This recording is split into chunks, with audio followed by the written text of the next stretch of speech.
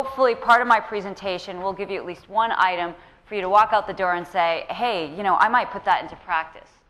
So who am I and why am I here? My name's Sharon Claffey Kaliouby, quite long, but I'm Senior Vice President at Enterprise Ireland.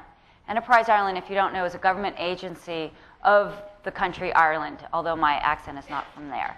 I'm out of their Boston office, and what Enterprise Ireland does is builds awareness and revenue, hopefully, for the client companies which are out of Ireland. I work with a number of those companies because I felt, for me, it was putting me in the right place to be at the vision and future of learning organizations. Now, why am I presenting to you is I've spent 13 years in learning and development for a very large Canadian corporation, which humorously somewhat connected to where Charles just presented. Actually, it was Thomson before it became Thomson Reuters. I had left right when that had happened. So many of the areas that I'm going to present to you are things that I had asked when I was sitting there, how am I going to do this? Is this even possible? So in our agenda for today, you'll see what is a learning organization, the measures of success. I'm not saying I was really good at it. It was measured, it was reviewed, and based on that success, I'm here.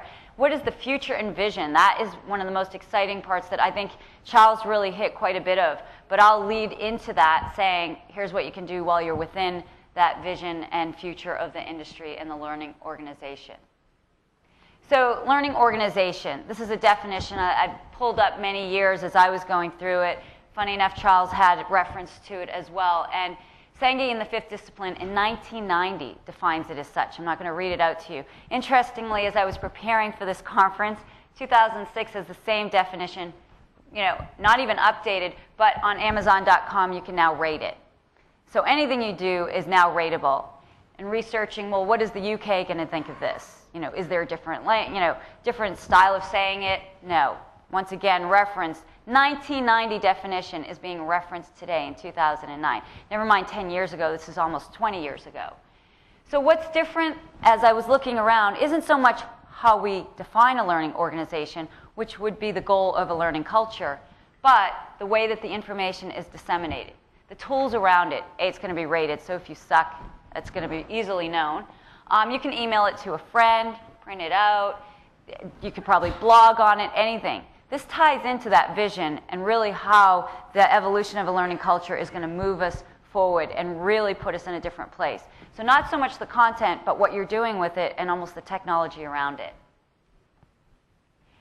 How do you become a learning organization? What are some of the key drivers? This is going to look very familiar based on what Charles presented. Senior executive support and buy-in. Now, I know what you're saying there. I was in your seat. There's no way I'm going to get someone at the C level or managing director level to even talk to me. It works. You can start at any level, get into any management level, or even your peers or the IT department, but you got to start and build up. Alignment with business strategies. I don't have to define that too much. It was very well illustrated earlier. It's an absolute must. And then having the learning embedded in the employee workflow, you almost want to make them think that they're not really learning. It's just part of their day, and it works so much better. So as you're looking at some of these three areas, you want to create champions within the business group. 4 years ago, I was in the UK almost 6 to 8 times, creating and mentoring and working with the champion for it. It's the human component that will build the learning itself and the technology around it. By having custom courses, you're then giving relevance to the learning that you're providing. It's going to impact the business. That leads us right back to that senior executive buy-in. If you can illustrate a business need for what you're delivering out there, it goes so much better. And then really helping management by creating things that relate to the performance delivery, the performance plans. You're helping them out, less work for them, maybe more work for you, but overall it blends very well together. I'm not going to go through these. All of these PowerPoints are online, and I would recommend if you're really wondering, well, I'm starting at this stage, can this happen? It was a 4-year process for me, a 4-year process when we were starting with paper-based and then moving into this learning organization, learning culture. So you can go through and see the details on what that looked like, but the summary for those 4 years, and you might be at the first 3 months of that or at the end, is that we initially started with the paper-based catalog. I'm not sure if any organizations still do it, but I think out there are different places. You flip through it and you see a number of instructor-led training courses, kind of the Band-Aid approach, not the performance consultancy approach. We then moved into, well, we need kiosks. People won't let their employees learn. God forbid you do that on the job. You have to do that on your own time. We said, no, there's reason behind this. How about if we create one computer for your whole office to go to, and then they can maybe learn there, and we'll show you this is important. We made a huge mistake. We used to call them remote learning kiosks. At that point, way back, Boston was headquarters and the world revolved around us. Not. So we named them learning centers. A learning center being that if you're in Hong Kong, that is the center of your learning. It's not remote to you, it's right in your office. The success of the learning centers occurred when we didn't need them. When management said, hey, you know what? You can learn at your desk. Of course you can. How else are you going to answer that customer call if you can't look it up and get the answers right in front of you? It may seem very obvious today, but let me tell you, in 1999, it was like we were changing the world. Very similar to how some of the online social media comes across at this stage.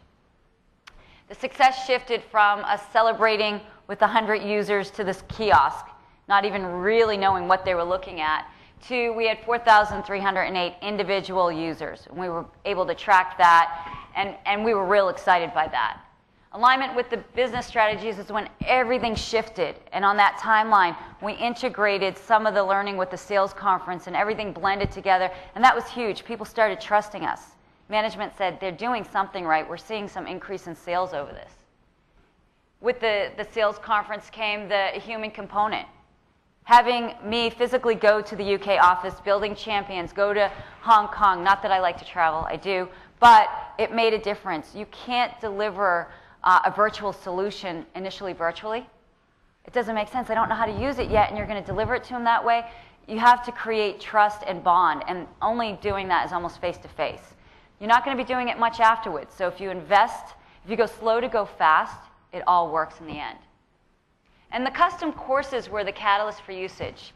Once we taught people how to get in there for the courses that were very business-focused and relevant to the bottom line, they went off on their own and they did their own learning. And it was really very revealing and very positive to see that people were coming back. You'll see the top 10 courses were impacted by this.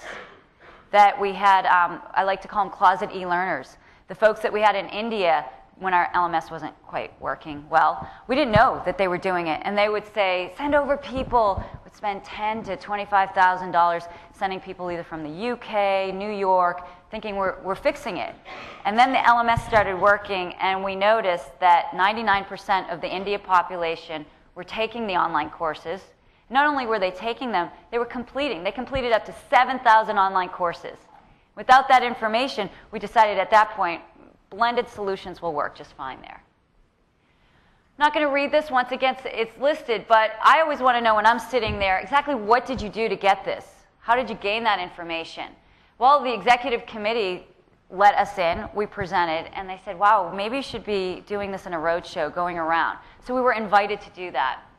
We also had the senior executives do targeting messaging, so that what they were communicating to the people wasn't the CEO and then you have the IT guy maybe in Maryland or maybe in Singapore saying, great, this is wonderful, I don't see how it relates to me. Well, they had cascading messaging, and we made sure that it was embedded within the performance management plans. So once again, you're helping the managers out.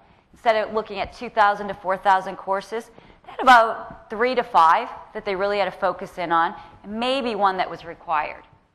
We created this curricula with job families, business group, once again, adding meaning to what was being presented. We had alignment with the business group strategy. So many times I would go in and meet with the individual managers. What's going on? Really, where do you need to head to? HR did this. We worked as a group together. We hit from all sides. And then the learning and development group came together and said, when we were meeting with the GSA group, what did they come back? Well, I heard this. Well, let's look at these 5 courses and see what that means. Initially, quite a bit of time, but in the long run, you saved huge groups of managers a lot of time researching it. And then, once again, the custom courses. We didn't just use online. We had tip cards, we had manuals, and we had the online solutions, noting that not everyone's going to learn in the same manner. What were the benefits of this? Well, you had a core curricula. You aided your managers. And the neat thing is, in the States, we have CPEs for CPAs, which basically means continuing education units. If you're working with an off-the-shelf provider, push them. There should be no reason why you can't get validation on these online courses. If they can't get back to you, I'm sure there's plenty of other vendors out there that do. What's the value in that? Well, some of the biggest users of online learning are in Asia and India. Culturally, that's a big deal for them to have a certificate of completion or a certificate that they've finished it. You also then hit the individual needs. Regardless if I'm in the UK or the States, I can see that there's a continuing education unit. It's of value to me. It's improving my development and performance. In today's economy, that's crucial. People want to walk around or walk out the door or keep their job with some real solid background, noting that although I've been working for 15 years, I've been developing myself. That looks very good. The custom courses, you can see what some of them look like here. They have features, benefits, all relevant to the business. Off-the-shelf library courses accelerated in usage based on these. And I don't want to say you have to spend a lot of money either. You don't have to go out, and if you don't have the money, this can be as basic as audio over PowerPoint. As embarrassing and low that may seem, if it's directly relevant to your business and to what you're delivering to your customers, it's relevant enough, and folks will find the other courses that you have online. Templates for success. If anyone wants some blank, generic templates of success, of what I experienced, we're not talking high tech here. I'm happy to send those. Just send me a note at the end. What I did is I would create, not in Microsoft Project, that might scare some managers, didn't want to deal with that. Simple Excel, where will we be? What dates? I'll check in with you, you check in with your employees. Send a letter out. Oh, you don't have time to write them, that's right. I'll write them for you. Fill in the blank. Put in what was the usage. I'll send you the stats. I'll do that. That'll be my job. Once again, you're aiding. And at that point, they have plenty of time for you. They want to work with you. Don't forget about focus groups and surveys. Don't give them if you can't do anything about it. But really relevant. And I'm not talking smile sheets. I'm saying get a group of people in the room. So what's going on? You were told to do this. Initially, you're going to get a lot of complaints. You always do. Oh, it was a pain in the butt. I hate going through it. Really, took up too much time. But the second or third time, when they see that you meant it, that you listened, you delivered on some of what they said, you had a letter go out. Hey, when we met with you, we changed X, Y, and Z. Instead of looking and having 9 clicks to get through the LMS to get what you needed, we narrowed it down to 4 or 5. Wouldn't it be great if it was just 1 click? Haven't figured that one out. Have an end of the year letter from the managing director, acknowledging that they went through this. A lot of times, learning is thrown out, whether online or instructor-led. People go through it and they're just like, checked off, done. Remember that they want to know that it mattered, that they didn't waste a day of their time or 2 days. So what were some of the lessons learned that I gained from this evolution of a learning organization experience? You need to support utilization of new skills on the job. What does that mean? There's a learning guru in the States, thought leader guru, Elliot Macy. You may or may not hear of him, but he's using quite widely the term of reskilling. So a lot of people, there's a lot less in companies, a lot less money, so they need to have their employees do more with less. And how do you do that? You need to reskill. So believe it or not, in this economic crisis, it's actually, and I'm not just saying it because it was said earlier today, it is a time of opportunity. This is your time to step up to the plate and show senior management that you're giving them solutions to what's going on. All right, very American, I'm going to ask you to acknowledge or not acknowledge. You can raise your hands or not. How many people have taken an e-learning course? Have you all completed it? I hate completing them. I just like to go get what I need and get out. Until you've gone through that experience of completing an online course, because they're all different, you can't expect your population to go through that. You won't understand. You can at least say to them, yeah, I had to go through that code of ethics or the business implementation course, and it was painful, but here's what I gained. Have it in the development plans. That's an easy win. That is the #1 easy thing you can do to get on the docket, to be in those meetings with the senior managers, because you're giving them a solution, you're saving them time. The visibility, and when I say raise visibility, please don't tell me you put the posters up in the cafeteria and you had the giveaway crap or something. They do that a lot more in the States. That cheapens what you're delivering. You don't need to do that. It will actually hurt you. You need to raise visibility to the right people within the organization. People that are building a career will want that to happen. A lot of articles illustrating how it was used well. That really goes a long way as well, so that they feel they're not, once again, wasting their time. The training plans, that's an obvious. Reinforcement and recognition, like I said before. You can always just acknowledge someone. Hey, we had a key GSA group that went through and they finished and they got 90% on the required courses if you have it, or they actually took this training plan and they did something with it. And then context to the content. In the States, they say content is king. Content's king. Really, the context, the meaning behind that content, that's queen. The experience. The experience doesn't really matter if you can't figure out why you're taking the course. Why the heck are they throwing this at me? I don't have time for it. Explain it.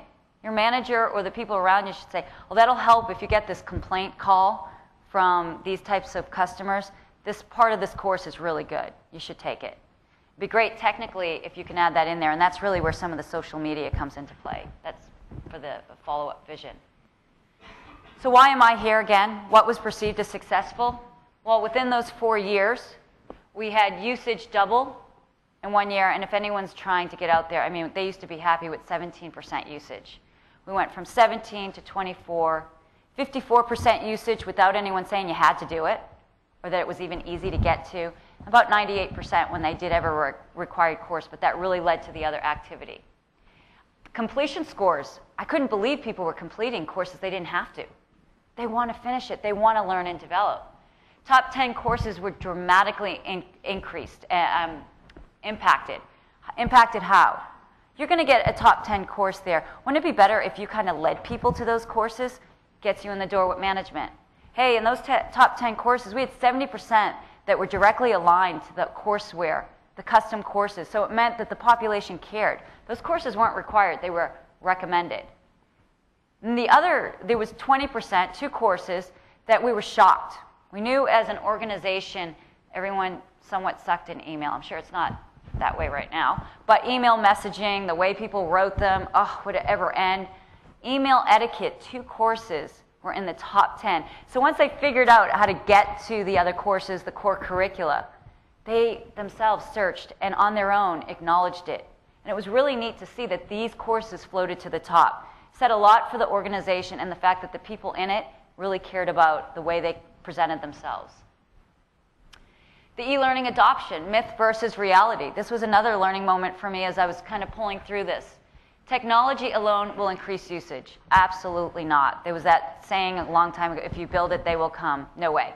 It'll just sit out there. You'll put an announcement out and nobody will go to it. But if you actually link it to the business, to development plans, people have a reason for going there, then that makes a difference. I always say with technology, it's almost best if no one notices it, that it's even there. They only notice it when it breaks, and then you're really doomed at that stage. Statistics alone can tell all? No. Like we were rejoicing over 100 users. If we ever presented that to management, they probably would have fired us all. It was 8,000 people in the company, and we had 100 users, and we didn't even know what they were taking.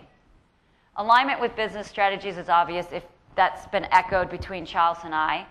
Marketing is all you need. Not really. We don't want the cheesy component. Educate and engage. There's a reason why they should be learning.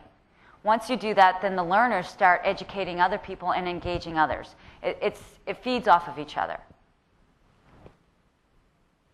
So the future, and wrapping that up, I'm excited about the future. Where I currently work, I believe, is leading me to being a key professional in the future. The social media, if this looks at all frightening, and it shouldn't, even Charles had quite a bit of it, don't let it be. Most people are on Facebook, they have LinkedIn. I get, there's all this etiquette to it that people are clueless about. That was the world in '99 just for an e-learning course. This doesn't feel very different if you've been through it all. We see Jay Cross there. I didn't know he was actually presenting at the same time. So kind of neat. He's on the PDAs, the wearable learning. The Irish Learning Alliance is a group of companies pulled together out of Ireland, and that's their focus. The government gave $3 million just to research this future and vision of the industry. And then, dare I say, the Dig Me, it's kind of like that evaluation that we're getting at the end. You can rate me, although I won't see it, thank God, right away. But that, too, that's a whole new concept. And that brings us back to the very first slide with the definition. So the definition of a learning organization hasn't changed in over 20 years, but the way that we look at the information does. And that leads us into, it's really not evolution of a learning culture anymore, it's the era of a network culture. And that's where the innovation comes in, and really where I see all this getting, if you're geeky like myself, very exciting and really something to keep us all involved. And that's it. Feel free to contact me, email me if you want any of the templates, and all the presentation is online. Can I Thanks very much indeed. Thank